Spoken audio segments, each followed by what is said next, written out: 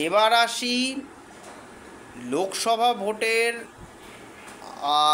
ফলাফল নিয়ে। এখন লোকসভা ভোটে ভারতীয় জনতা পার্টি এবারে কিন্তু যথেষ্ট ভালো রেজাল্ট করবে, এ ব্যাপারে সন্দেহ নেই। এবং এটা কিন্তু আমি কোনো পার্টির সাপোর্টার হিসেবে কথাটা বলছি না, এটা সম্পূর্ণরূপে নিরপেক্ষভাবে এই জাজমেন্টটা দেওয়া হচ্ছে।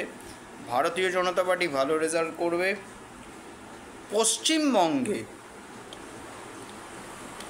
পশ্চিমবঙ্গে কিন্তু আমার শার্টের কালারটা লাল বলে আবার ভাববেন না আমি সিপিএমের হয়ে বলছি।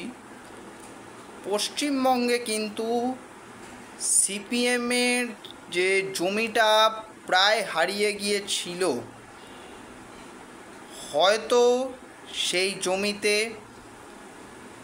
সিপিএম বীজ বপন করার সুযোগ পাবে। তৃণমূল কংগ্রেসের বেশ কিছু জায়গায় আসন কমবে।